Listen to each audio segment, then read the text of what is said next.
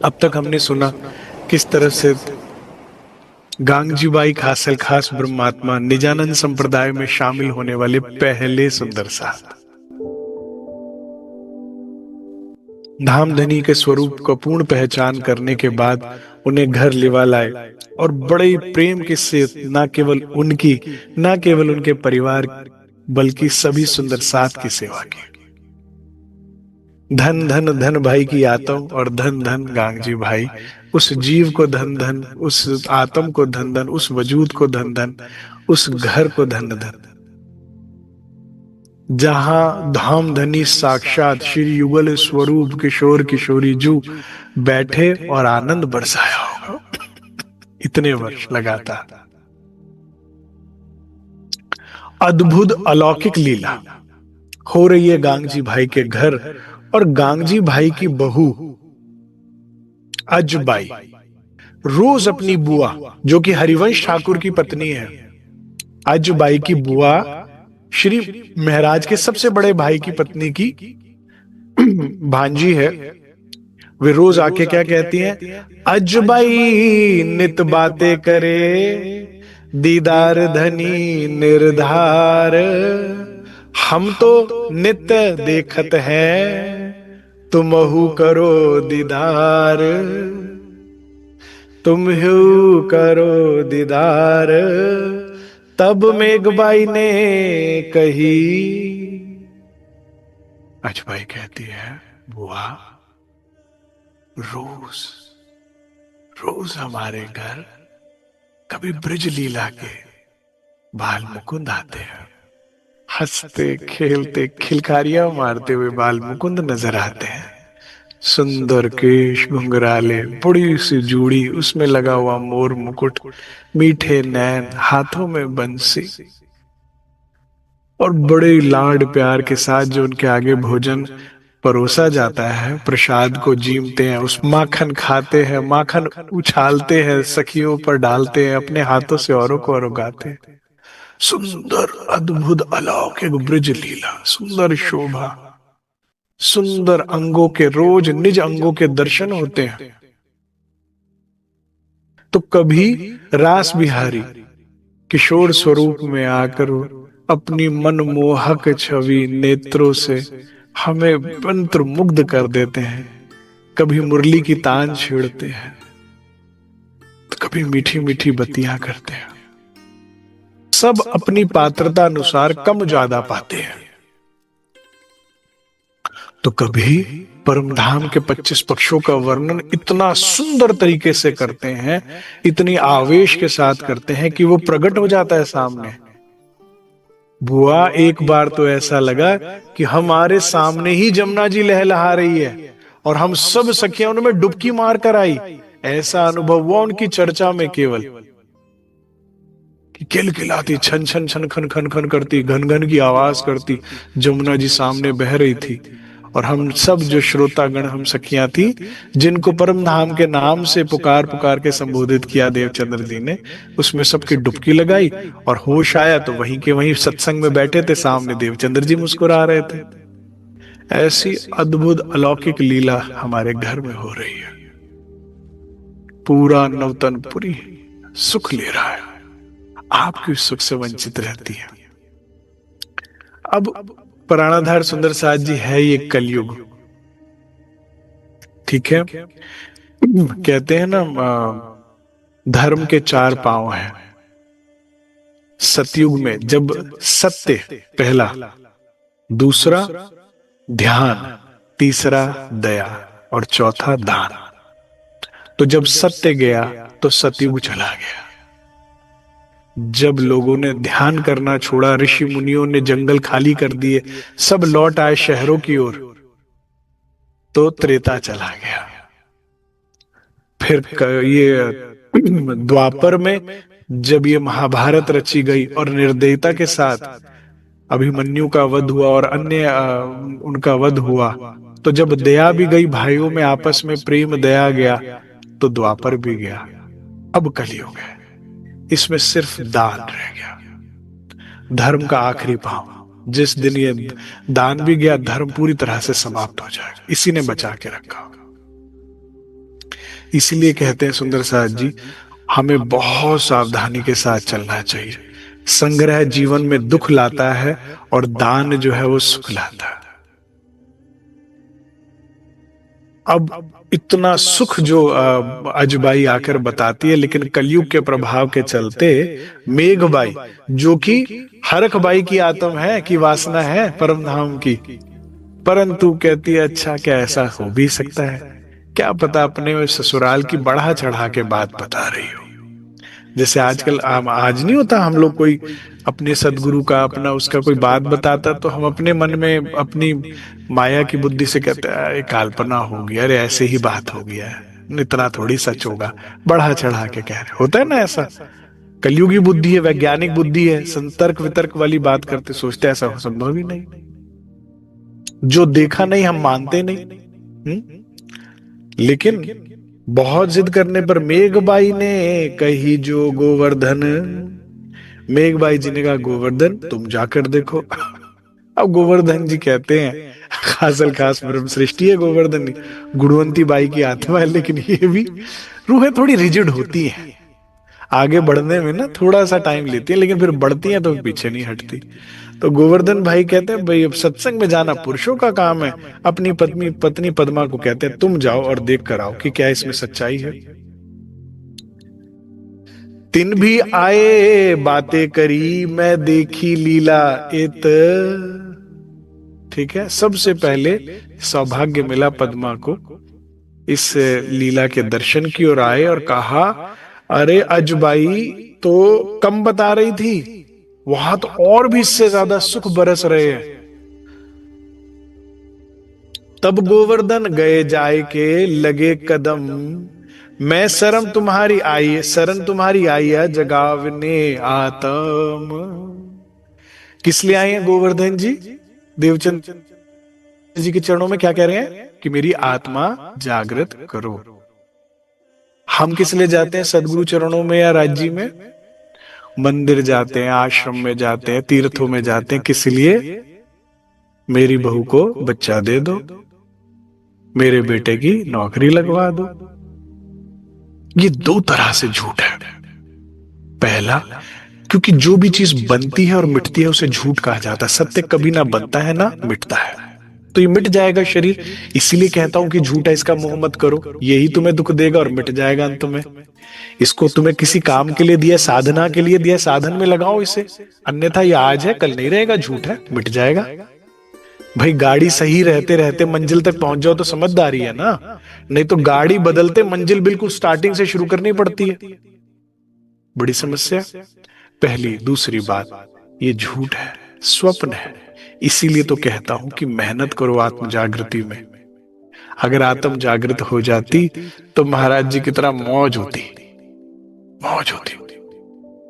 बड़े महाराज जी परमहंस रामरतन महाराज जी तो साक्षात राज्य स्वरूप है, उनसे हमारा मुकाबला नहीं है आपका या मेरा।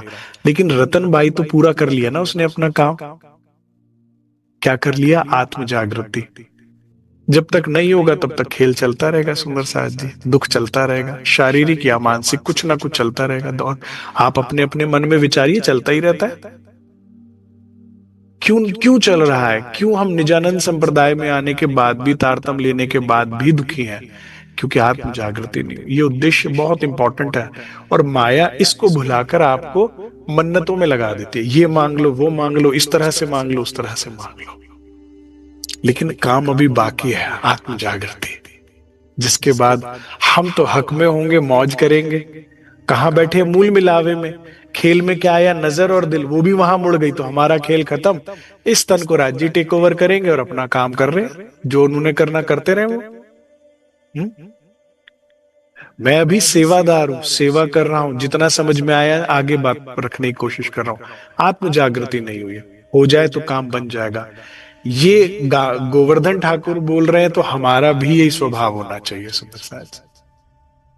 ठीक है, जरूरतें हैं, खाने को रोटी चाहिए, पहनने को कपड़ा चाहिए, सर पे छत चाहिए, शरीर में दर्द हुआ तो उसके लिए भी हमने बोला ठीक है जरूरतें हैं। लेकिन राज्य कहते इसको सब कुछ तो मत मान लो ना। तुमने बहुत अच्छा पहना है या बहुत खराब पहना, इस पे इतना ध्यान मत दो कि तुमने पहना क्या है। तुमने बहुत अच्छा खाया है कि रूखा सूखा मिला, उस पे इतना ध्यान मत दो कि बस खा लिया ना हो गया, पहन लिया ना टंग ढक लिया। ध्यान दो अपनी आत्म जागृति पर, नहीं तो दुख बार बार लौट कर आएगा, बार बार लौट कर आएगा। आत्मा का भी नुकसान है, जीव का भी नुकसान है। जीव को 84 लाख योनियों के बाद ये स्वर्णिक अवसर मिला है, और आत्मा को फिर नई गाड़ी, नया साधन करना होगा, नए नए तन में फिर बैठना पड़ेगा, फिर सारे कष्ट उठाने पड़ेंगे।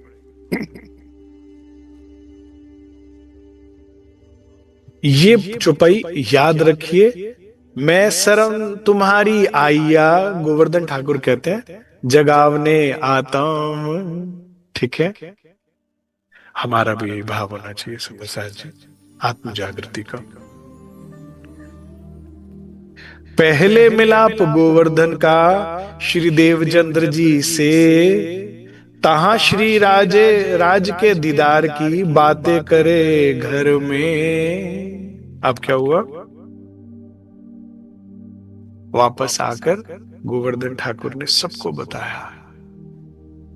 धन धन सखी मेरे सोही रे दिन, धन धन सखी मेरे सोही रे दिन, जिन दिन पिया जी से वो रे मिलन।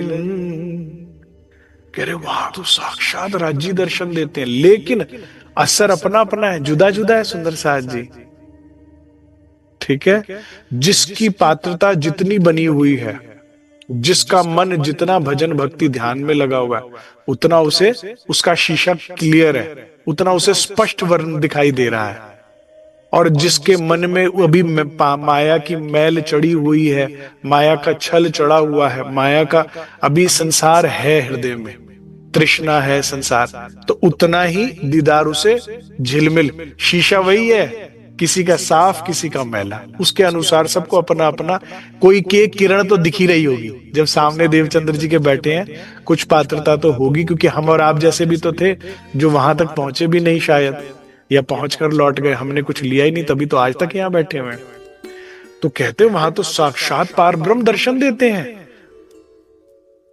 अब जब ये घर में बात हुई, तब कहा गोवर्धन को, मोह ले जाओ तुम, कहा ए मोसो ना हो वही, बिना श्री देवचंद्र जी के हुक्म।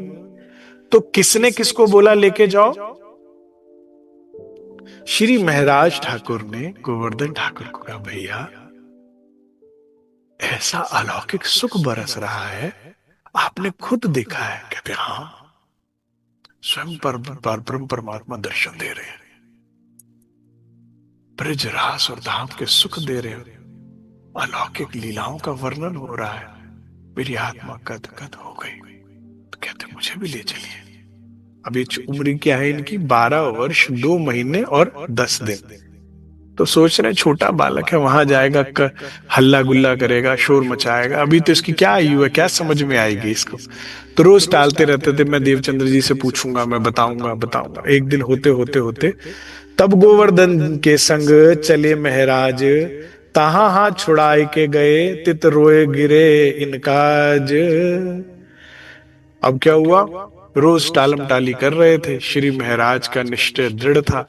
तो एक दिन भाई जब निकले तो पीछे पीछे दौड़ते दौड़ते घोड़े के रोते रोते आ गए, क्योंकि हाथ झटक कर फिर भाई आ गए कि मैंने कहा ना तुम छोटे हो, अभी जिद मत करो, पहले मैं सदगुरु से पूछूंगा फिर तुम्हें लेकर जाऊंगा। तो चल दिए घोड़े पर, लेकिन आज महाराज रोते रोते रोते रोते पीछे पीछे भागे भागे आ गए। अब गली भूल जाते, मोहल्ला भूल जाते, रास्ता भूल जाते, कोई चिंता ही नहीं। दीवाने हैं दीवानों को ना घर चाहिए, ना घर चाहिए, एक इश्के भरी बस नजर। ना देवचंद्र जी को होश थी कि निकल जाऊंगा तो घर भी लौटूंगा कि नहीं लौटूंगा, कहीं भटक ना जाऊं। वो क्या, वो भी दीवाने रूहें होती ही हैं अंदर, एक दे बॉर्न विद अ करेज, उनको कहीं ना कहीं तो पता है कि गिरूंगी तो संभाल लेगा। राज्य को जाने ना जाने बिना इतना एक विश्वास अंदर होता है, तो पीछे पीछे दौड़े दौड़े चले आए बिना सोचे समझे। अब जब देखा गोवर्धन भाई ने कि ये तो आ ही गए, कहते चलो ठीक है, रोना बंद करो, मैं तुम्हें मिलवा देता हूं, लेकिन मुझे एक बार सदगुरु महाराज से आज्ञा लेने दो। कह रहे नहीं, आप रोज ऐसा कहते हो। कहते रोज मैं कहता था, आज तो तुम यहां तक आ ही गए हो ना, मैं वाकई में पूछकर तुम्हें अभी तुरंत जवाब देता हूँ। सदगुरु की अनुमति के बिना मैं तुम्हें ले जा ही नहीं सकता मेरे भाई। तो अरज करी गोवर्धन ने, श्री देवचंद्र जी सुआए, आज रो के पीछे लगे। करे आज तो सदगुरु महाराज रोज मुझे कहता था, मैं सोचता था छोटा बच्चा है, ऐसी बाल हट कर रहा है, कहाँ सत्संग की बातें, गहरी बातें, इतनी गुज बात आप करते हो, उसका ले पाएगा, लाभ ले पाएगा। लेकिन आज तो रोते रोते उसने हद ही कर दी। मेरे पीछे तब भाग के आया था, पीछे पीछे भागता भागता आ गया रोते रोते। तो अब आपका आगे, जैसा आप आज्ञा करो मैं करूं। तब आज्ञा दई श्री देवचंद्र जी ने, ल्याओ बुलाए श्री महराज, बाल वे वस्त आवत, सो होवे पूर्ण काज। कहते फौरन बुला के लाओ। बाल्य अवस्था उत्तम अवस्था है, निर्मल हृदय होता है, सारी बात तुरंत समझ में आएगी। ध्रुव को चरण भगवान के, भय 5 बरसो प्राप्त। उसी वक्त उन्होंने गोवर्धन भाई को ध्रुव, भक्त ध्रुव का प्रसंग सुनाया। प्राणाधार सुंदर साथ जी, बड़ी सुंदर मार्मिक प्रसंग है भक्त ध्रुव का। बहुत छोटी अवस्था में इनके पिता की 2 पत्नियां थी, जिसमें से उनकी जो सौतेली माता जी थी वो राजा की अधिक प्रिय थी। तो एक बार ध्रुव ने देखा कि मेरे सौतेला भाई जो है पिता की गोद में खेल रहा है, हंस रहा है, उसको पिताजी लाड कर रहे हैं। राजा है लेकिन संतान के आगे तो जैसे होता है स्वभाव वैसे कर रहे हैं। तो ध्रुव भी पिता के पास गए और इच्छा जताई कि मुझे भी अपनी गोद में बैठाइए। तो जो सौतेली माता जी थी उन्होंने बहुत जोर से डांटा ध्रुव को, छोटी अवस्था के बावजूद भी, कि अगर तुम मेरी संतान होते तो यहां बैठने का अधिकार होता, जाओ निकल जाओ यहां से। पिता को दिख रहा है कि गलत हो रहा है, लेकिन पत्नी के मुंह में कुछ बोले ही नहीं। अभी रोते रोते बहुत बिलखते हुए अपनी मां के पास गए। मां परम भक्त थी, आध्यात्मिक थी। कहते मां मेरे को पिताजी की गोदी में बैठना है, मुझे बैठने नहीं दिया, ऐसे भगा दिया, बताओ। माता जी ने, तो उनकी मां ने सर पे हाथ रखा और कहा बेटा क्यों रोता है? एक छोटे से राजा की छोटी सी गोद में बैठने के लिए, स्नेह और प्रेम के लिए तो इतना क्यों रोता है? इतने आंसू तूने अगर हरि के लिए बहाए होते तो वो अपनी ना सिर्फ गोद में बैठाते, तुझे कितने लाड करते। तो क्या कहता मां मेरा पिताजी पर अधिकार नहीं? कहते है, लेकिन तू उससे बड़ा कुछ पा सकता है। यहाँ के एक छोटे से मिट जाने वाले नश्वर शरीर, प्राणाधार सुंदर साथ जी, बहुत सुंदर प्रसंग है। आगे चल के मेराज ठाकुर का भी जब प्रसंग आएगा मैं उनसे भी मिलाप करके आपको बताऊंगा। हम सब भी ध्रुव की तरह ऐसी छोटी छोटी बातों के लिए रो रहे हैं, और माता जैसी अगर कोई सदगुरु जीवन में आते हैं तो रोना बंद होके कुछ और प्राप्त हो जाता है। ये छूट गया, वो टूट गया, इसके लिए रो रहे, उसके लिए, कहते उसके लिए रो ले। ध्रुव को ऐसी गहन चोट लगी इस दुख की और मां के कथन की, कि 5 वर्ष की नन्ही अवस्था में अपने राजमहल को, जिसका भी पांव नहीं बाहर रखा, और छोटी अवस्था देखो कितनी है, 5 वर्ष, त्याग जंगल में बैठ गए। घने जंगल में बड़े बड़े सिंह गरज रहे हैं, बड़े बड़े नरभक्षी जानवर घूम रहे, नारायण नारायण। देवता रक्षा पर बैठ गए, जाकर स्तुति करने लगे जाके भगवान विष्णु को कि देखो कैसा ये बच्चा है। और भगवान विष्णु ने उनको साक्षात आकर दर्शन दिया और अपनी गोद में बैठाया और आशीर्वाद दिया। वापस आने के बाद यहाँ की भी लौकिक इच्छा भी पूरी होती है। पिता ने क्षमा याचना करी, अपनी गलती मानी कि मैं मोह में इतना फंस गया था कि बेटा मैं आपके साथ गलत कर बैठा, और ना सिर्फ इतना प्रेम सम्मान मिला, अपना उत्तराधिकारी भी बना दिया ध्रुव को, यहाँ का भी सब ले लो। और भगवान ने कहा तुम्हारा नाम, इतनी छोटी अवस्था में तुमने इतनी कठोर तपस्या करी, मेरे नाम का सिमरण किया, तो तुम्हारा नाम अमर रहेगा जब तक दुनिया रहेगी। और ध्रुव तारा के नाम से आज भी हम उन्हें जानते हैं। जब कोई भी चंद्रमा नहीं होता, कोई आसमान में रोशनी नहीं होती, तो भी ध्रुव तारा उन्हीं के नाम पर रखा गया, रास्ता दिखाता है। ज्ञानी जन कहते हैं कि ध्रुव का जीवन भी कुछ ऐसा ही है। संसार में, जीवन में तुम्हारे कितना भी अंधकार हो ना, जैसे उन्हें अपने पिता की गोद में नहीं बैठने को दिया, सौतेली माँ दुर्व्यवहार कर रही है और तकलीफ दे रही है, माने लोग आपके साथ दुष्टाई करें, ठीक है, आप पे जुल्म करे, और जो ताकत रखता है राजा वो भी नहीं कुछ बोल रहा, तो और दुख बढ़ गया। तो जब कितना ही अंधेरा हो तो ध्रुव का जीवन जो है आपको रोशनी दिखाएगा कि यहां के लिए क्यों रो रहा है, चल जा, हरि के लिए रो, है ना। तो इस तरह से भक्त ध्रुव का बड़ा ही सुंदर प्रसंग है। इसका उदाहरण वे देते हैं देवचंद्र जी। कितनी छोटी अवस्था में उन्होंने हरि को प्राप्त कर लिया, तो ये तो फिर 12 वर्ष के, उन्हें तुरंत अंदर लेकर आओ। प्रणधार सुंदर साहब जी, श्री राज जी महाराज जो देवचंद्र जी के हृदय में बैठे हैं, वैसे तो सतगुरु को सभी प्रिय, सभी सुंदर साथ प्रिय होते हैं, सदगुरु के लिए कोई भी कम या ज्यादा नहीं होता, लेकिन हाँ, जो उनके बाद जिसने सेवा संभालनी होती है ना सुंदर साथ की, उसके प्रति एक विशेष प्यार तो होता ही होता है।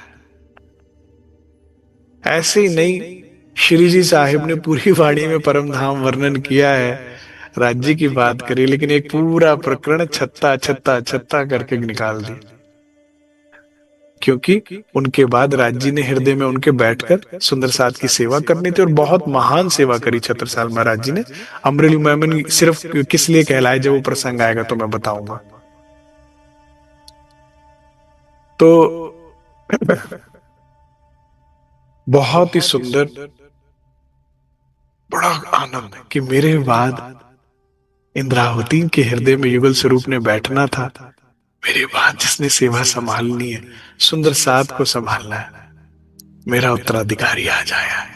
ये बहुत बड़ी जिम्मेदारी है, बहुत बड़ा कांटों का ताज है।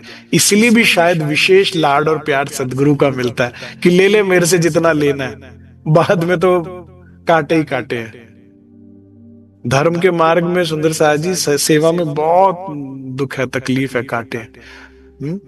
कलयुग है तो बड़ा कठिन मार्ग है, तो इसीलिए भी शायद सदगुरु को बड़ा प्यार आता है उन सुंदर साथ पे जो सहयोग करते कि हाँ, मेरे बाद या मेरे रहते सुंदर साथ की सेवा करते हैं। राज्य का ये स्वभाव है। रास में हमने देखा ना, जो सब सखियों की सेवा में रुचि रखती हैं, उन सखियों की सेवा कौन करता है? खुद राज्य। ये समझ लीजिए, आज श्री राज्य का इंद्रावती जी से मिलन है। कब से इंतजार कर रहे हैं राज्य हमारा, कब से, करते करते करते आज वो दिन आ गया है कि आज इंद्रावती और राज्य का मिलन होगा। हम तो शायद समझे ना समझे धनी के प्यार को, लेकिन धनी का दिल, मैं फिर भी कोशिश करता हूं आपको समझाने की। वे कहते हैं, तुझको देखूं तो मेरा सूरज निकले, तू जो न दिखे तो सूरज ढप जाए। मेरा दिन तेरे चेहरे से निकलता है, तुझे देखकर, तुझे देखता हूं तो सूर्य निकलता है, और तू जब चली जाती है तो मेरा अंधकार, सूरज ढल जाता है। इतना प्यार करने वाले राज्य महाराज, नन्हे नन्हे कदमों से श्री महाराज बड़े प्यार से, नीचे चूड़ीदार पजामे, ऊपर सुंदर जामा, कमर में पटका बांधकर आ रहे हैं देवचंद्र जी के पास। हमने सुंदर बाई का प्यार तो देख लिया, अब यहां से कहानी शुरू है इंद्रावती के प्यार की, इंद्रावती और राज्य के अरस परस प्रेम की। मुझे ऐसा लगता है राज्य को तो इंद्रावती अपने मूल श्रृंगार में छम छम छम करती आती दिखी।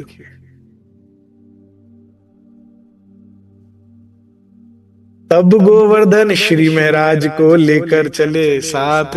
जैसे दुल्हन को कोई लेके आता है ना मंडप तक, ऐसा लग रहा था मुझे जैसे गोवर्धन भाई बड़े प्यार से हाथ पकड़ कर लेकर आ रहे हैं। और जैसे दुल्हन के अंदर एक संकोच भी होता है, मिलन की आशा भी होती है, एक उत्साह भी होता है, उसके साथ संकोच भी है। ऐसे ही संकोच के साथ महाराज ठाकुर आ रहे हैं, रतनबाई की इंद्रावती की आत्मा आ रही है।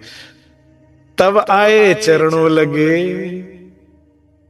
देवचंद्र जी का दिल क्या है, उनको गले लगाने का।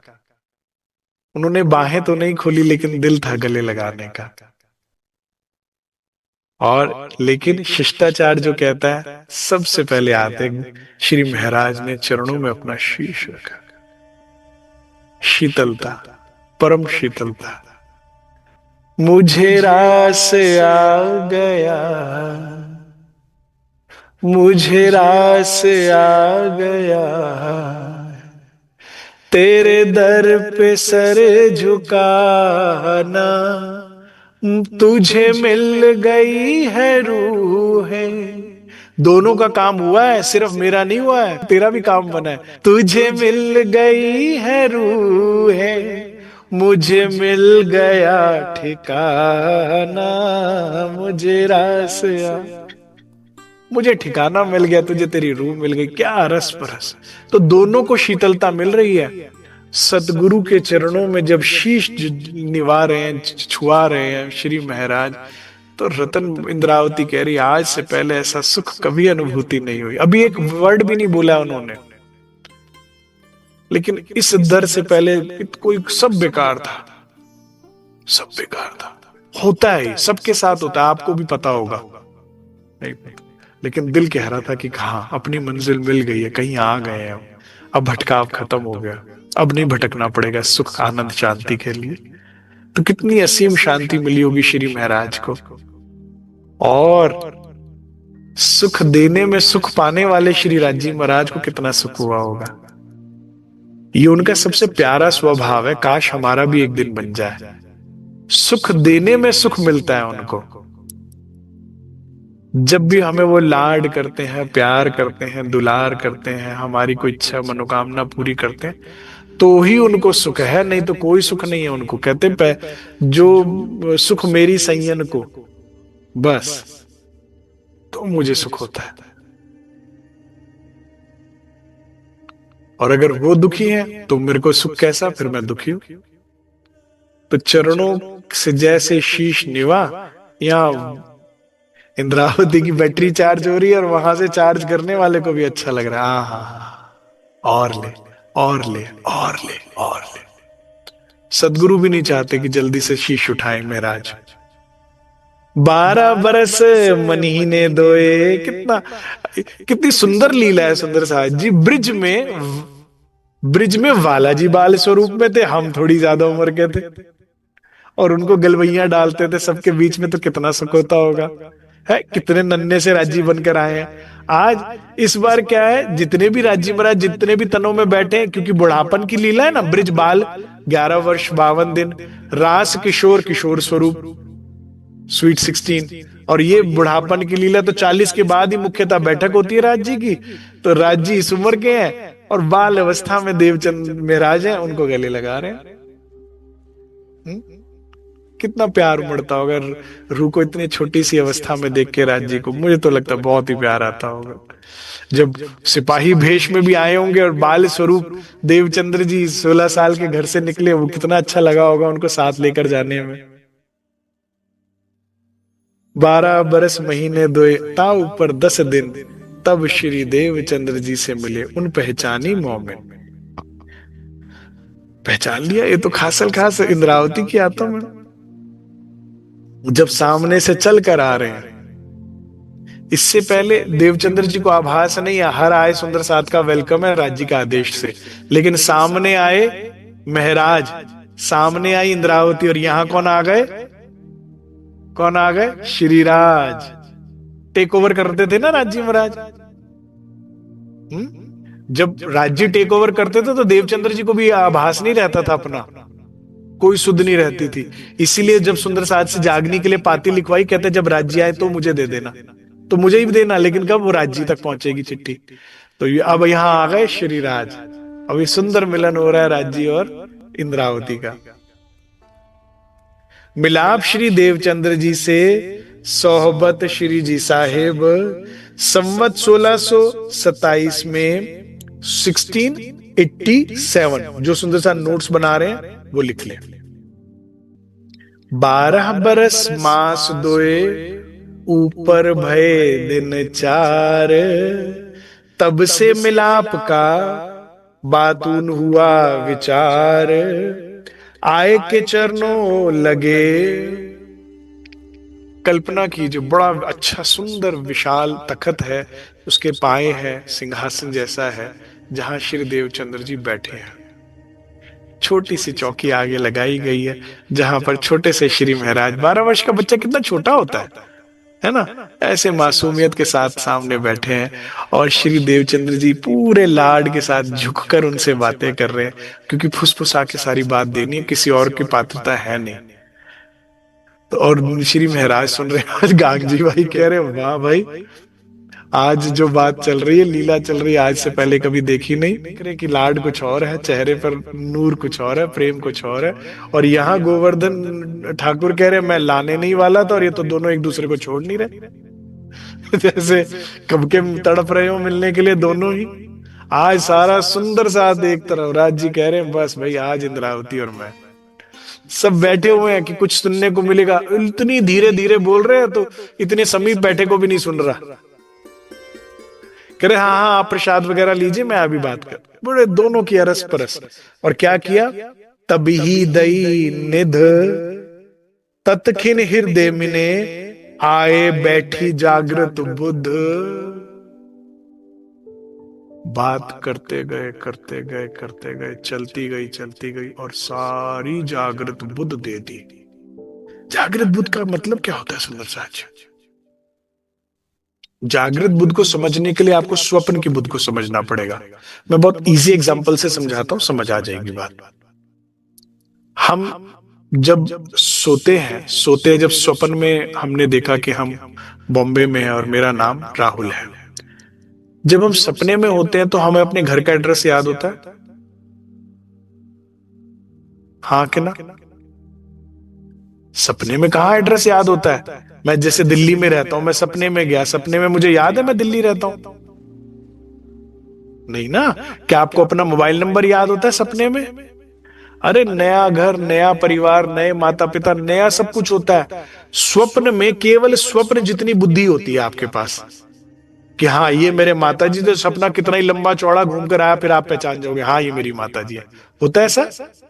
स्वप्न के लिमिटेड मेमोरी आपकी होती है, और जब जाग जाओगे तो फिर वापस आपको अपना होम एड्रेस याद आ जाएगा, फोन नंबर याद आ जाएगा, बैंक अकाउंट याद आ जाएगा, पत्नी का नाम सब याद आ जाएगा। ये हुई आपकी जागृत बुद्ध। अब हम जब परम धाम में थे तो हमें परम धाम 25 पक्ष श्री राज्य के बारे में सब पता था, यह है जागृत बात। लेकिन हम जब स्वप्न में आए तो स्वप्न में क्या समझ रहे महाराज कि मैं महाराज हूं। अब ये भी नहीं पता मैं इंद्रावती हूं। ठीक है, तो जैसे मैं समझ रहा हूं कि मैं अमित हूं, मेरा नाम ये है, मेरा तन, मेरे माता पिता ये क्या स्वप्न की बुद्धि है। ठीक है, तो अब क्या दे दिया उनको, सारी जागृत बात दे दी। जैसे राज जी पहली बार मिले देवचंद्र जी को तो सारी बता दी थी ना कि तू कौन आई, क्यों कर, कहाँ है, किस कारण से रबद करके तुम आई हो, तेरा वतन कहाँ है, तेरा खसम कौन है। वो देते जा रहे मासूम चेहरे के साथ। श्री महाराज सुनते जा रहे, जी जी जी। चुपई में अगर सारी बात समझ नहीं आई लेकिन अंदर जाती गई। इतने प्रेम से राजी उड़ेल रहे हैं। अच्छा जी, अच्छा जी, अच्छा। लेते जा रहे, लेते जा रहे, देते जाओ, दे रहे हो तो सारा दे दिया पहले दिन में ही, सारा जागृत बुद्ध। और क्या कह रहे हैं, साकुंडल शाकुमार ढूंढन की एकांत होए सुनाई बात। कह रहे यहां ना बात सही से नहीं हो रही। वो गांगजी भाई आज मेरा दिल है मैं खुले आंगन में थोड़ी देर धूप में बैठना चाहता हूं। सुंदर साथ कह रहे हम भी नहीं नहीं तुम बैठे रहो जरा, मैं धूप में, मेरा आप चलिए। सर्दियों की ठंडी ठंडी धूप में, भीनी भीनी धूप में अपना लेकर बैठ गए और एकांत में ले जाकर करे शाकुमार शाकुंडन उसको भी जगाना है तुमने। महाराज कह रहे 12 वर्ष के हैं, कितनी छोटी बाल्यावस्था में कुछ, जी जगा दूंगा। मूल स्वरूप उनके हंसत है। कहते कैसे पहचान होगी जी उनकी? कह रहे वो हंस रहे हैं मूलतन उनके। अच्छा जी, फिर ठीक है, फिर तो पहचान में आ जाएंगे। और खेल में है तुम अपनी जात, कह रहे और भी है। तब ए चित में ग्रह ली, किसने ग्रह ली? ये चौपाई किसके लिए आई है? महराज ठाकुर के लिए। छोटी सी अवस्था में जो जो देते गए ऐसे याद कर लिया कि कोर्स है जी, दोबारा कभी भी पूछा जा सकता, फटाफट जो जो सुन फटाफट याद कर लो। अच्छा जी, अच्छा जी, ये भी करना है जी जी जी। कैसे करना है, कब होगा, कुछ नहीं पता, लेकिन कह रहे सब अंदर ले ली। इशारत उन बखत, उस वक्त तो क्या हुआ, अंदर ऐसे गई जैसे इशारा दिया हो। फिर जब समय आता है वो बात खुलती, अच्छा कहा था सदगुरु ने, सही बात है। ओहो, ये भी कहा था सदगुरु ने, ये भी सही बात है।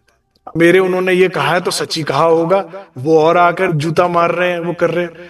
हम कह रहे हैं जिंदगी में पहली बार तो सही काम कर रहे हैं। राज्य हमेशा से चाहते थे, धनी की बात देना क्या पाप है?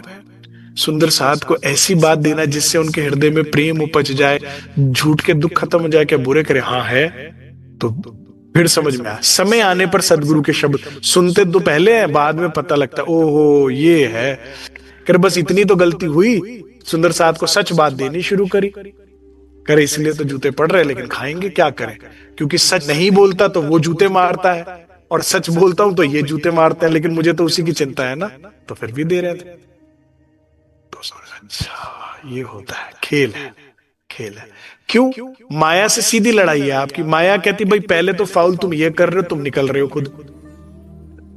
इस माया, इस ब्रह्मांड में सबको दुखी रहने का आदेश है। इसमें कोई हंसता है तो मेरे मार्क्स कटते हैं, तो एक तो तुम हंस रहे हो पहले वाणी को लेके, राज्य को लेके। चल तू अपना निकला तो निकला, फिर और 4 जनों को और हंसा रहा है। अब तो मेरी तेरे से पक्की दुश्मनी हो गई। तो माया है, कहीं भी बैठती है, लाड करती है। तो ऐसे ही देवचंद्र जी ने जो दिया उस वक्त बीज रूप में तो अंदर चला गया, बाद में समय रहते पानी मिलता है, बीज को खाद मिलती है, मिट्टी मिलती है, तो धीरे धीरे पौधा और पौधे से पेड़ बन जाता है। फिर बात पूरी समझ में आती है। इशारत उन बखत और बीज कुरान का, सो देखी देवचंद्र जी ने तित। ठीक है, और यहां तक ये भी बता दिया कि केवल वेदों में नहीं, कतेबों में तुम्हारी हमारी बात लिखी है। कतेबों में क्या क्या आ जाता है? अंजीर, जंबूर, तोरेत, कुरान, माने बाइबल, ईसाइयों का, मुसलमान, सब धर्म ग्रंथों में। तो यहां पर क्या होता है? खोजी बाई यवन को कही रई बाई की वासना जात। खोजी बाई जो थी ये मुसलमान स्त्री थी, तो उनको देवचंद्र जी ने पहचान कर कहा, अरे ये तो मेरी रई बाई की वासना आ गई है। तब पूछी श्री जी साहिब से, क्या इनमें अपनी बात? तो श्री महाराज बड़े हैरान होते हैं। एक दिन जब उन्होंने मुसलमान स्त्री को तारतम देख के परम धाम की वासना का नाम बताया उनकी, तो कहते क्या मुसलमानों में भी ब्रह्मात्माएं हैं? तब श्री देवचंद्र जी क्या, या में कोई कोई वासना जान, कोई कोई कोई, सभी धर्मों में, सभी संप्रदायों में, सभी वर्णों में। पहले 4 वर्ण होते थे ना सुंदर साथ जी, क्षत्रिय, ब्राह्मण, ठीक है ना, शूद्र इत्यादि, सब में कहते, सब में कोई कहीं कहीं पे, ऐसा कोई नहीं है। तुम्हारे आगे कहता हूं या के वास्ते सब, कह रहे तुम मेरे बाद तुमसे काम होना, और तुम्हारा भी नाम है, इसलिए सिर्फ तुम्हें बता रहा हूं एकांत में। आज के बाद से, जिस दिन से महाराज मिले, 2 बैठकें होती हैं, एक आम जिसमें सब बैठे गांगजी भाई के घर के अंदर, और एक खास धूप लेने जाना है मुझे, चलो मेरा जरा धूप लेके आते हैं। तुम्हें बता रहा हूं क्योंकि तुमसे काम होना है। क्यों? सबको बताया तो क्या होगा? कष्ट होगा ना। फिर वो क्या देंगे? सदगुरु को और महाराज को कष्ट देंगे। हजरत यूसुफ थे, बहुत बड़े पैगंबर हुए हैं इब्राहिम के बाद। तो हजरत यूसुफ के जो पिता थे वो भी पैगंबर थे, तो बहुत सम्मान मिलता था उन्हें संसार में, जैसे देवचंद्र जी हैं, सारा संसार सुख झुकता है।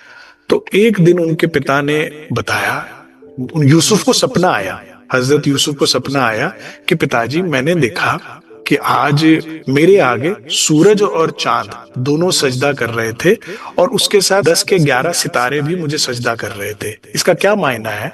तो उनके पिता को स्वप्न के मायने पता होते थे, वो बता सकते थे, उनको इस शफा था। तो कहते हैं ओहो, इसका मतलब मेरे बाद तुम्हारे अंदर बैठक हो रही है, और सूरज और चांद कोई और नहीं, मैं और तुम्हारी माता जी हैं। कहते फिर वो 10 जो सितारे हैं वो कौन है? कह रहे वो तुम्हारे 10 भाई, सौतेले भाई जो हैं तुम्हारे, वो वो भी तुम्हें सजदा करेंगे आखिरत में, जब तुम्हारे अंदर पैगंबरी आएगी पूरी। ये बात उनके भाइयों ने सुन ली और बहला फुसलाकर पिताजी को मारने के लिए ले गए यूसुफ को। ये है संसार, ह्यूमन नेचर है। राजी मेर करे हम में ना है। हमें याद रखना है केसर बाई और इंद्रावती का झगड़ा। हमारे धनी क्या है? समर्थ भरतार है। जो बात इंद्रावती के वो इंद्रावती को देंगे, जो आपकी वो आपको देंगे। सबकी अलग अलग सेवा है, सबकी अलग अलग राज्य के लिए तो 12,000 बराबर है ना। कभी भाई इनसिक्योरिटी नहीं करनी, ठीक है। अब जो बात इंद्रावती को एकांत में ले जाकर बता रहे हैं, जिस जो आपकी होगी वो आपको बताएंगे। आप जब इनसिक्योरिटी लेते हो, ईर्ष्या द्वेष लेते हो, तो आप राज्य पर उंगली उठाते हो कि वो समर्थ नहीं है, शायद वो पार्शल है, शायद। और ये बहुत बड़ा गुनाह है, ऐसा नहीं करना। तुम्हारे आगे कहते हूं या के वास्ते सब, ए बात तुमसे होएगी, लीला आगे होए जब। इसका मतलब समझते हैं आप? महाराज के जन्म से पहले से निर्धारित था कि उन्होंने ये सेवा करनी। अगर आज हम लोग जितना राज्य में आगे बढ़े या कुछ सेवा कर रहे हैं, तो इसका अभिमान ना लीजिएगा, अहंकार ना लीजिएगा।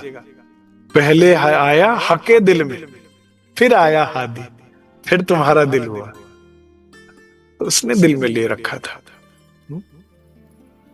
अगर हम आज बैठे सुन रहे हैं ना सत्संग, शुक्राना करो, क्योंकि पहले उसने दिल में लिया, फिर हमारे दिल में आया नहीं भाई सुनना है, कुछ अपनी आत्म का कल्याण करना, आत्म जागृति की बात सुननी है।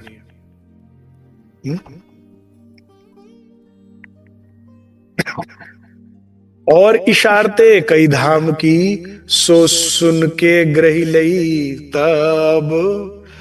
सारा दिल खोल दिया, जैसे आज ही के दिन सब पिला देंगे। परम धाम 25 पक्षों का वर्णन भी कर रहे हैं। क्यों कर रहे हैं? आगे चल के ये बीज वृक्ष बनेगा। श्री इंद्रावती जी वर्णन करेंगी आगे चल के वाणी में कि ये बात मुझे देवचंद्र जी ने कही थी, हाँ, जो मैं तुम्हें अभी बता रही हूं, देखिएगा परिक्रमा ग्रंथ में, ठीक है। और उसमें कहीं कहीं परीक्षा भी लेके छोड़ा था, तो वो भी बताएंगे, ओहो उन्होंने ऐसा बताया था लेकिन ऐसा दिख रहा है मुझे, अच्छा वो मेरी परीक्षा ले रही थी। ये सारे बीज तब वृक्ष बनेंगे जब वो एकांत में बैठेंगे, सदगुरु भी नहीं, कुछ भी नहीं, कुछ नहीं दिख रहा होगा, क्या सत्तो, ये सारे काम आएंगे।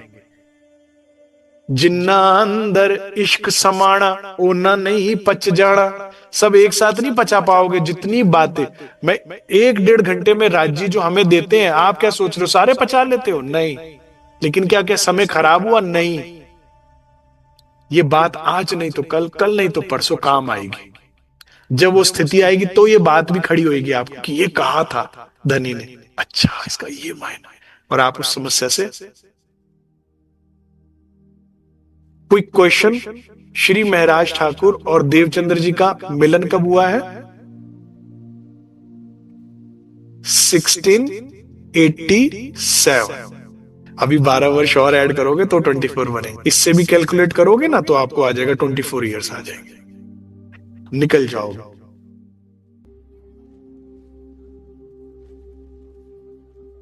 सो सुन के ग्रह लई तब, बीज मात्र इन लीला को, सो पायो उस बखत सब। बीज रूप में तो सारा कुछ दे दिया। नित्य यो चर्चा सुनत है, मिलके दो भ्रात। मैंने बताया ना, नित्य का कार्यक्रम चलने लगा। रास्ते में गोवर्धन ठाकुर पूछते थे, आज क्या बात हुई? एकांत में खूब सुख दे रहे थे सदगुरु महाराज, तुम तो आते ही उनके बड़े प्रिय हो गए। तो महाराज कहते थे, सदगुरु महाराज ने कहा है ये बात किसी को नहीं बतानी। कह ठीक है, किसी को नहीं बताऊंगा। कह बस इसीलिए आपको भी नहीं बतानी। कह रहे थे समय आने पर उजागर होगा। लेकिन आपस में भाइयों का इतना प्यार हो गया, इतना प्यार हो गया, पूछो मत। दो प्रेम में भीगे रहे, करे मूल निस्बत विख्यात। आहा, बांध्यो चित अति हेत सो, दो नाते की बात। सुंदर सास जी, घर परम धाम हो जाए अगर पति पत्नी दोनों राज्य में लग जाए। सुंदर साथ परम धाम। अगर पत्नी में चेतना आई है वो पति को दे, पति में आई है तो पत्नी में दे। अगर माँ बाप में है तो बच्चों में दे, बच्चों में है तो माँ बाप में। तुम्हारा घर परम धाम बन जाएगा, क्योंकि दो नाते हो गए, संसार का भी और आत्मा का भी नाता हो गया। फिर आपस में आप ज्यादा क्षमाशील हो पाते हो। क्यों? शायद पति या पत्नी को माफ कर पाओ ना पाओ, लेकिन ये मेरी सखी है, माफ करना पड़ेगा। मैंने तो इतने प्यारे सुंदर साथ देखे हुए अपने जीवन में। एक बार वो कपल था, पत्नी तो अंतर ध्यान हो गया उनका, तो उनकी बिटिया जो थी वो होगी 8-9 साल की होगी के ऐसे। तो हम बैठक कर रहे थे, खास बैठक हो रही थी, और वो पति पत्नी ही ले रहे थे बैठक। वो बार बार बीच में डिस्टर्ब कर रही थी, बिटिया बार बार कर रही थी। और भी मैंने सारा दिन में उनके घर कुछ रात मैंने शरारतें करते देखा। तो मैंने कहा, बिटिया को बिल्कुल भी डिसिप्लिन नहीं करते, वो इतनी शरारत करती है, ऐसे करती है, आप थोड़ा सा तो गुस्से से बोला करो या कुछ है, तो बच्चा बिगड़ जाएगा। कहते बिगड़ जाने दो जी, परम धाम में ये मेरी सखी निकली तो मुझे कहेगी मैं आपके घर बेबी बनकर पैदा हुई थी तो आपने मुझे गुस्सा किया था। कह रहे हम नहीं लेते गुना, बिगड़ जाती है तो बिगड़ जाए, हम तो प्यार से रखेंगे। बच्चा बिगड़ा नहीं बिगड़ा। 12 वर्ष की आयु में उस बच्ची की चितवन लगने लगती थी। बड़े सुंदर सुंदर अनुभव सुनाते थे, हम सब सुंदर साथ बैठ के सुनते थे कि आज हमको राजी वहां लेकर गए, चंद्रमा के इतने पास थे, उन्होंने ये बात बोली, वो हम सब सुनते थे। छोटी अवस्था हो। ऐसा संबंध रखो, दो नाते हो जाएंगे आपके। और पहले नाते पे जोर दो कि नहीं मेरी आत्म बहन है, पत्नी है तो क्या हुआ, मेरी आत्म बहन है, मुझे नहीं गुस्सा करना, नहीं तो धाम में क्या होगा। ठीक है, पति है तो कोई बात नहीं, बच्चे कोई बात नहीं, माँ बाप है कोई बात, दोनों भाई हैं, आपस में सुंदर साथ का नाता रखो, बड़ा सुंदर जीवन हो जाएगा। अरे सखियों को, सुंदर साथ को खून भी माफ है, मेरे राजी ने कहा। याद रखो, मेरे राज्य ने कहा, जो जो गरीबी लीजिए साथ में त्यों त्यों पाइए धनी का मान, छोटे बन जाओ, तुम छोटे बन जाओ, और फिर देखो जीवन कितना सुखी हो जाएगा। ठीक है, दोनों नाते बना लो घर में जहां हो, क्योंकि जिस परिवार में भी हुक्म से हो, हुक्म से हो, जिस भी परिस्थितियों में हुक्म से हो ना, आप नाता निभाते जाओ। आप सास सुंदर साथ का नाता, आप आत्म बहन का नाता निभाते जाओ। मैं आपको गारंटी देता हूं सामने वाले बंदे बदल जाएगा। क्यों? क्योंकि वहां पर राज्य को आना पड़ेगा। क्योंकि जब आप भोलेपन में उनकी बात निभा रहे हो और कर रहे हो, क्योंकि आपने इस परिवार में भेजा, तो मेरा स्वभाव तो नहीं बदल सकता ना। सामने कैसा भी हो, फूल तो खुशबू ही छोड़ेगा, चाहे उसे आप पांव से कुचल दो, उसका काम है, खुशबू तो खुशबू ही देगा। तो जो जिनकी जैसी बुजुर्गी जुबा होता है तिन माफक, हमें प्रेम से सेवा से घर में रहना है। सामने वाला कर रहा है नहीं कर रहा है, हमें आदर सत्कार के साथ बात करना है। फिर देखिए आनंद ही आनंद। अब दोनों नाते थे, इतना प्यार आपस में बढ़ गया कि पूछे नहीं। तो एक दिन आए घर में बड़ा भाई करत स्नान। अब क्या हुआ सुंदर साहब जी, एक दिन जो है दोनों भाई बड़े ही आनंद के साथ सत्संग सुनकर प्रसाद के डोने हाथ में पकड़े हुए, हंसते खेलते हुए, बातें करते हुए, गोवर्धन ठाकुर छेड़ते रहते थे। आज तो फिर बड़ी सारी बातें कर रहे थे, सदगुरु महाराज क्या कह रहे थे, और महाराज हंसते रहते थे खी खी खी करके, लेकिन नहीं बताऊंगा, मना किया है। थोड़ा सा तो बता दे, है मैं तेरी सखी नहीं हूं? चलो आप इतना जिद कर रहे तो नहीं बताऊंगा। ऐसे बड़े प्रेम के साथ, आनंद के साथ, बड़ा कभी लाड आ जाता था, चलो ये बताइए, इतनी बात बताऊंगा सुन लो। इतना आपस में घनिष्ठता हो गई, इतनी, दोनों तन का भी और आत्मा का भी नाता, कि दोनों बड़े आनंद मंगल में हाथ प्रसादी लगाए, लिए हाथ में तिलक लगाए, सर पे तिलक लगाए, हाथ में प्रसादी लिए घर पहुंचे। बड़े भाई थे इन दोनों के, वो गर्म पानी से नहा रहे थे, और जो सावलिया ठाकुर थे रोज सुबह सुबह चले जाते थे।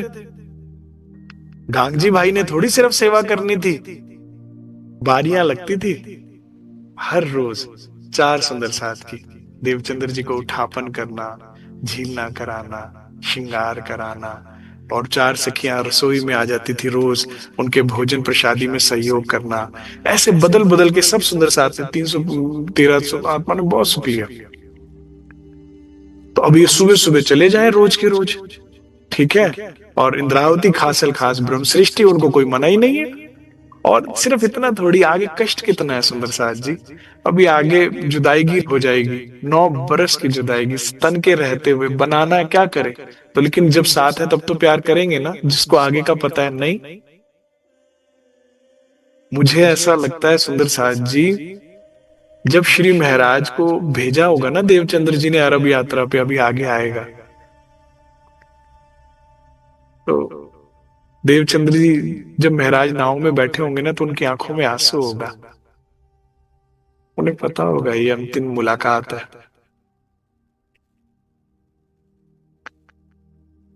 उन्होंने जाते हुए महाराज को बहुत देर तक निहारा होगा, तट पर ही खड़े रहे होंगे। सुंदर साथ हैरान, चले तो गए, बताओ, सतगुरु को तो सब पता होता है आगे पीछे का ना। तो उन्हें पता है इनके आगे शायद इनके साथ गबन का इल्जाम लगना, ये होना है वो होना है। बहुत लाड करते हैं महाराज को, बहुत बड़ा। ये सेवा बहुत भारी है सुंदर साथ जी।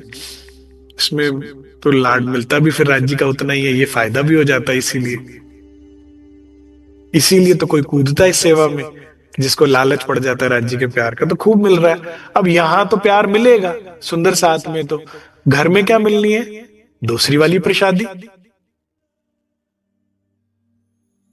तुम ब्रह्म सृष्टि हो गए, परम धाम के घर वालों के लिए तो तुम निकम्मे नकारा हो गए हो ना। अब तक तो आदत हो गई होगी, जो थोड़ा बहुत भी राज्य के रास्ते पे चल रहा है। परमहंस राम रतन महाराज जी परमहंस होंगे तुम्हारे लिए। उनकी धर्मपत्नी तो कितना अपशब्दों का साथ संबोधन करती थी उनको। वो प्रसंग याद है ना, कि जब महाराज जी ने कुछ बोला माता जी को, तो नहीं मानी, तो उनके पांव चिपका दिए। और चिपका दिए तो उनकी बिटिया पूछी कि धूप में इतनी देर क्यों खड़ी हो माँ। कह रहे तेरा बाप ना महादेव की चिपक सीख के आ गया, मेरे पे जोर अजमा रहा कि मैं कितना बड़ा सिद्ध हूं। मैंने जब ये प्रसंग पढ़ा तो मेरे सारे गिले शिकवे दूर हो गए। जब महाराज जी को उनकी धर्मपत्नी इतना प्रसादी दे सकती है, तो हम और आप किस, हमने तो कुछ पाया भी नहीं है अभी। इतने पाए हुए पहुंचे हुए, इतनी हृदय में शक्ति, इतनी चमत्कारिक के बाद ऐसे शब्द। तो घर परिवार का जो स्वभाव है, जो उनकी सेवा वो कर रहे हैं। तो अब वो उनको बहुत करना पड़ता था काम सावलिया ठाकुर को। दोनों भाई सुबह सुबह चले जाते हैं, रात तक आते नहीं। हरिवंश ठाकुर बड़े और उदय ठाकुर बहुत छोटे हैं, तो सारा बोझ आ गया इन पर। सुबह से खाने के लिए तरस गए सावलिया ठाकुर। जैसे ही स्नान करके खाना होता है, जैसे भोजन करना होता है, तो स्नान करने बैठे, फिर बोले माँ बोले बेटा वो मैं आपके पिताजी को कहना भूल गई, थोड़ा सा कोयला ला दोगे। ले आता हूँ माँ। कोयला भागकर बाजार से लेकर आए। अब फिर स्नान करने बैठे, पानी फिर से गर्म करवाया। अब नहाने करी, अरे बेटा वो तो मैं भूल ही गई कि तेल भी खत्म हो रहा है, रात को फिर दिए नहीं जलेंगे, अंधेरा हो जाएगा, पिताजी आएंगे तो गुस्सा होंगे, जाओ वो भी ले आओ। वो लेकर आए। फिर कह रहे ये खत्म हो गया। फिर कह रहे अरे खाना कैसे बनाऊं, नमक तो है ही नहीं, वो मैं भूल गई थी बताना तुझे, अब नमक लेकर आ। कह रहे माँ मैंने कोई बहुत ही बड़ा पाप किया है पिछले जन्म में, तभी जन्म में पैदा हुआ, घर में तेरे पैदा हुआ। अरे मैं ही भगाने के लिए मिलता हूँ।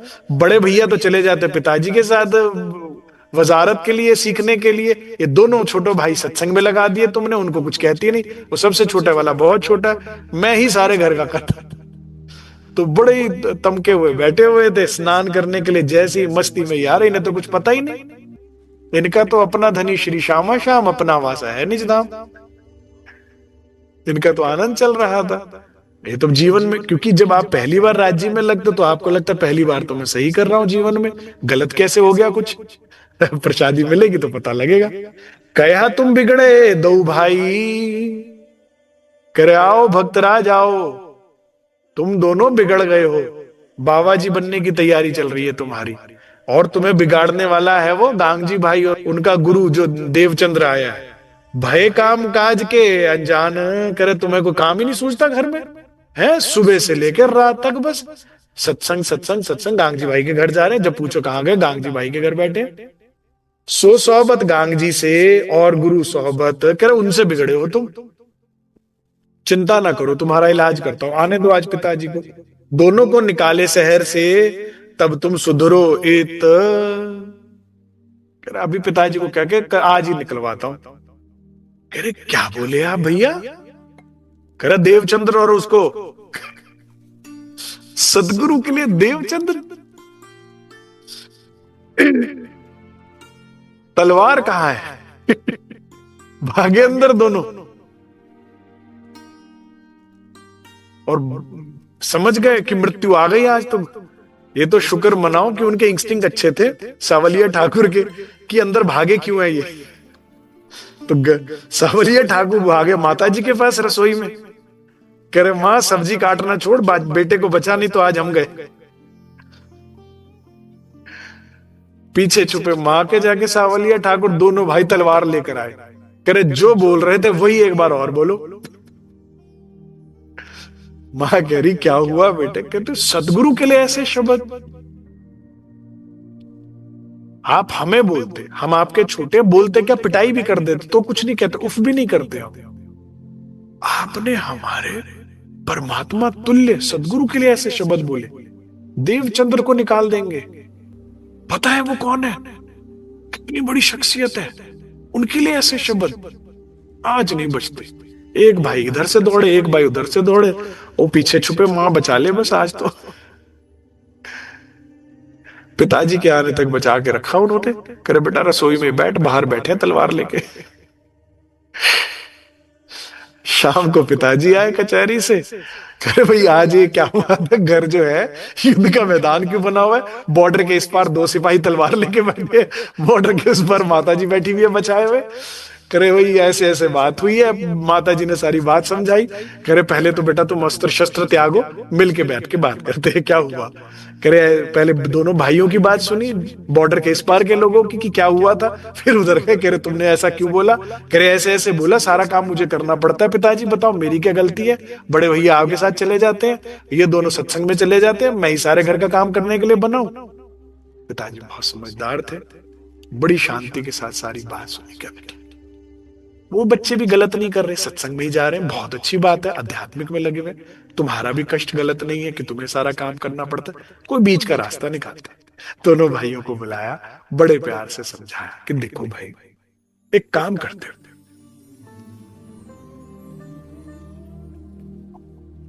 तब कही केशव ठाकुर ने। केशव ठाकुर कौन है सुंदर साथ जी?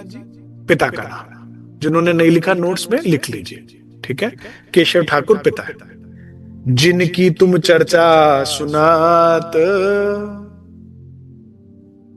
करे कैसे नाम, कैसे उन्होंने ऐसे बोला अपमानजनक उसमें शैली में, तिरस्कृत उसमें। करे मैं बोल रहा हूं ना, सदगुरु महाराज श्री देवचंद्र जी जो आपके थे, वे किससे चर्चा सुनते थे? मैंने इंक्वायरी निकलवाई है। दिन सुने कांजी भट्ट से। करे भाई 14 वर्ष उन्हीं से सुनिए कि नहीं सुनिए? नौतनपुरी में ही रहते हैं वे भी। करे जी पिताजी बिल्कुल रहते। बाचे श्याम जी की मंदिर जित। करे वो श्याम जी के मंदिर में घर के नजदीक है, वहीं पे भागवत बाजते हैं। और 14 वर्ष देवचंद्र जी ने सुना।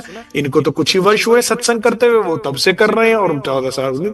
तुम वहां जाके क्यों नहीं सुनते बेटा? सुबह की 2 घंटे की सत्संग होती है, गए और वापस आ गए। देवचंद्र जी की लीला सुबह से शुरू हो रही है रात, और रात से सुबह लीला ही नहीं भंग हो रही।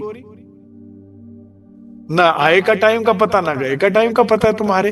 तुम्हें तो भगवान की प्राप्ति चाहिए ना, तो वहां से उनको प्राप्त हुए भगवान, तुम्हें भी प्राप्त हो जाएंगे, ठीक है ना। उत ही चल के तुम सुनो, मैं कहते तुम्हें रोकता नहीं, तुम वहां जाके सुनो। तब दियो जवाब इन इत।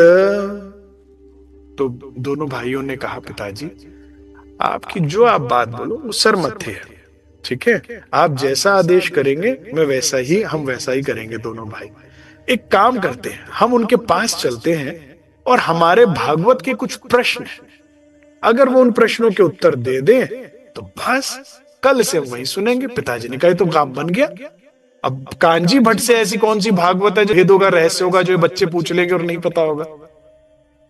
अरे प्रचंड, पूरा शहर जिसकी नजर से देखता हो, सारा शहर जिसकी भागवत सुनता हो, जो राधा वल्लभी मार्ग जो कि भागवत के मेन आचार्य हैं, उनमें भी सबसे बड़े आचार्य हो, इनके पास ऐसा क्या उत्तर होगा? तो पूछे ताको दे जवाब, अगर वो हमारे प्रश्नों का उत्तर दे दे तो हम हमसा बैठते थे, हमेशा हम फिर वहीं जाकर बैठेंगे पिताजी, आप चिंता ना करना। तब पिताजी ले चले तिन पे, वे बैठे जाए के तहां। अब क्या हुआ, ले गए पिताजी वहां पर, करे बहुत अच्छी बात है। सुबह जब दोनों भाई और जो है पिताजी गए कांजी भट्ट के पास, पहले तो उनके पांव ही कांप गए, कह रहे ओहो आज तो वजीर साहब, राजा के वजीर है, बहुत बड़ा ओहदा है, सिपाहियों वगैरह के साथ आए हैं, आइए आइए बैठिए बैठिए बैठिए, क्या हुआ, कैसे आना हुआ। कह रहे भाई कुछ विशेष बात नहीं है। तब पिताजी वही कांजी कहते भाई, जैसे एक बड़ा आदमी रौब से बोलता है ना कि भाई भट्ट लड़के तुमसे कुछ पूछना चाहते हैं, देओ जवाब चित दिया, करे अच्छे से सोच समझ के जवाब देना भाई, मेरे घर में महाभारत चल रही है इसकी वजह से, नहीं तो हल नहीं होगी। तो क्या भट्ट जी कह रहे बिल्कुल जी पूछिए। तो दोनों भाइयों ने कहा, भट्ट जी एक बात बताइए, संसार में कितने तत्व हैं? खैर इतने आसान से शुरुआत, आहा खैर मुश्किल आएगा अभी, पहले आसान से तो शुरू करो। खैर मुझे लगा कोई गहन प्रश्न पूछ रहे होंगे बच्चे। हाँ हाँ अभी सुनो, 5 तत्व है, अग्नि जल वायु पृथ्वी आकाश, और बताओ। सेकेंड क्वेश्चन इजी, हाँ कितने गुण बताए संसार में? कर ले 3 गुण है, रजोगुण तमोगुण सतोगुण, इसी का संसार बना है, त्रिगुणी माया है। और बताइए, प्रसन्नता बढ़ती जा रही है, अभी घटेगी भी, रुक जाइए। यहाँ पिताजी प्रसन्न, यहाँ भट्ट जी प्रसन्न। करे कितने लोक बताए गए हैं भट्ट जी? करे 14 लोकों का वर्णन आया है, ठीक है, सारे नीचे से ऊपर पाताल से लेके सत्यलोक तक सारे लोक बता दिए गए। कहते कितनी तरह की प्रलय बताई गई है भट्ट साहब? भट्ट जी कहते 4 प्रलय बताइए, नित्य प्रलय, नियमित प्रलय, प्राकृतिक प्रलय और महाप्रलय। कह रहे महाप्रलय में क्या होता है, बाकी प्रलय छोड़ो। कह रहे महाप्रलय में 14 लोग, 5 तत्व, 3 गुण, सब लय हो जाते, सब खत्म हो जाता, बिल्कुल खत्म। कह रहे बहुत अच्छे। अब आया मेन प्रश्न, कह रहे अब इस महाप्रलय में पार ब्रह्म कहां जाते हैं? ओहो, मुझे लग तो रहा था कुछ गहरा पूछेंगे। अब आया मेन क्वेश्चन, ये तो भूमिका बन रही थी अभी। कर तब भट्ट की सुध-बुध गई। कहते नहीं नहीं कुछ सोच सोच के बताओ कुछ तो। हाँ कह रहे हाँ हाँ याद आया, क्षीर सागर में, श्रीमद् भागवत के अनुसार क्षीर सागर में अक्षय वट वृक्ष पर अंगुष्ठा रूप में, मतलब अंगूठे इतने जितने साइज में रूप में धारण कर वो वहां बैठते हैं। तो कहो पार ब्रह्म रूप जो, सो रहत कौन ठौर, कही क्षीर समुद्र अक्षय वट पर, रहे अंगुष्ठ मात्र ना और। फिर वहां रहता है। अब महाराज कहते हैं भट्ट साहब चौथा गुण तुम ना कहो। करे तुमने कहा 3 गुण से चौथा गुण नहीं, छठो तत्व ना होए, 5 तत्व से छठा तत्व तुमने कहा नहीं होता, लोग कहो नहीं 15वो। करे जब 15वां लोग तो कोई बताया नहीं, और 14 लोग तुमने कहा लय हो जाएंगे, रहे कौन ठौर यहां वह सोए। फिर जब 14 लोग खत्म हो गए, 5 तत्व खत्म हो गए, 3 गुण खत्म हो गए, फिर तेरा क्षीर सागर कहां रहा, फिर वो अक्षय वट कैसे रहा? ऐसे नहीं, अटकल के ज्ञान से नहीं, ठीक से ठीक बताओ भाई। जो भी सागर है जल तत्व होगा ना, क्षीर जल तत्व तो रहा ही नहीं, और वृक्ष बता रहे वो भी 5 तत्व से बना होना चाहिए, वो भी नहीं रहा, और जब वो पाताल में बता रहे हो तो पाताल भी नहीं रहा। अब कहां गया फिर वो पार ब्रह्म? तब भट्ट की सुध-बुध अब बिल्कुल गई। अगर हम अब ये बात तो भागवत में ही नहीं लिखी हुई, कहीं ये जवाब ब्रह्मा से ना होई। इज्जत जाती देख भट्ट साहब छोटे बच्चों के आगे क्रोध में आ गए। करे ब्रह्मा जी ने तो खुद लिखा है कि पार ब्रह्म के बारे में मैं तो क्या, मेरे बेटे भी नहीं जानते, और वो तो क्या अंशव भी नहीं जानते, जो मैंने आपको पीछे बताया था ना प्रसंग, दूसरे स्कंद में 6ठे अध्याय में। ये जवाब तो जो आप पूछ रहे हो ये तो ब्रह्मा से भी नहीं हो सकता। अब इतने बड़े व्यक्ति को और इतने छोटे बच्चों ने जब चित कर दिया, तब कही तहा पिता ने तुम्हारे चितावे करो सोए, बिल्कुल चुपचाप लौटे वापस। धर्म पत्नी को कहते इतने बड़े भट्ट, इतने ज्ञानी, और हमारे बच्चों के आगे एकदम चुप हो गए। सारा नगर उनसे भागवत सुनता है, अर्धांगिनी जी और ये बच्चे उनको चुप करा कर आ गए। वो तो ऐसे बलखला गए थे, उछल रहे थे पलंग पे बैठे बैठे, और कहे ब्रह्मा जी को कोसने लगे, कह रहे ब्रह्मा ने नहीं बताया, मैं कहां से बता दूं। ये जो प्रश्न, इन बच्चों को जो प्रश्न का उत्तर है, तो बिल्कुल सही जगह जा रहे हैं। मैं 2 नौकर फालतू लगा देता हूँ काम के लिए, लेकिन उन बच्चों को मत रोकना। इस तरह से क्या हुआ, बोलो श्री प्राणनाथ प्यारे की जय, खूब आनंद हो गया। हृदय से बोलिए राज श्यामा जी, बोलना पड़ेगा राज श्यामा, हृदय से राज श्यामा, पूरे प्रेम से बोलिए राज श्यामा। या भात नवतनपुरी में भई दो भाइयों से चर्चा के ठौर, सो बात कहाँ लो कहूं, भयो प्रेम दो में जोर। बढ़ता बढ़ता बढ़ता बढ़ता ऐसे प्रेम बढ़ गया दोनों भाइयों में कि 2 जिस्म एक जान हो गए। एक को मारो तो दूसरा मर जाए, एक को चूटी काटो तो दूसरे को दर्द हो, एक को भूख ना लगे तो दूसरे को बुखार हो जाए, एक बीमार पड़े तो दूसरे को भी बुखार आ जाएगा, एक को भूख नहीं लगी तो दूसरा भी खाना नहीं खाएगा। इतना घनिष्ठ प्रेम बढ़ गया कि पूछो ही मत। बरस 24 मास 10, ऊपर भय 5 दिन। अब जो सुंदर सा नोट्स बना रहे हैं वो बना ले। विक्रमी संवत 1700 में इस वक्त श्री महाराज ठाकुर की आयु है 24 वर्ष, और क्या हो जाता है, गोवर्धन ठाकुर का अंतर ध्यान। इस वक्त इनकी आयु 24 वर्ष की है और भाई का अंतर ध्यान हो गया। अब भाई के अंतर ध्यान से बातूनी मेहर हुई है। कैसी बातूनी मेहर हुई, क्या प्राप्त हुआ उनको, हृदय में कौन से प्रश्न आए, जिसका कि कोई अपना खोया हो, जिसको चाहे किसी भी कारणवश, जिसको भी जीवन में कोई छोड़कर चला गया हो, जिसको भी जीवन में धन की हानि हो गई हो, पद की हानि हो गई हो, सम्मान में हानि हो गई हो, कल की भी तक बहुत इंपॉर्टेंट है कि जीवन में दुख आया तो क्यों आया, और अगर इस दुख का लाभ लेना है, रिसाइकल बना के राज्य से मिलने के लिए कैसे इस्तेमाल करना है, तो उसका हम कैसे लाभ उठा सकते हैं। आपको एक बार अगर समझ में आ गई ना ये बात, तो फिर आपको पता कि ओहो इसका तो ये फायदा है। आपके जीवन में जब दुख आया और आपने समझ लिया ना ये क्यों आया, किस दरवाजे से आया, तो दोबारा नहीं आएगा, तो ये फायदा दे जाएगा। और अगर इस प्रसंग को नहीं समझा तो बार बार दुख दूसरे दूसरे दरवाजों से आएगा। तो जो भी सुंदर साथ संसार की किसी भी वजह से दुखी है, कि दुख क्यों आता है और उसका निवारण क्या है। ठीक है, इतना ही स्वीकार कीजिए। बोलो श्री प्राणनाथ प्यारे की जय, बोलो श्री सद्गुरु।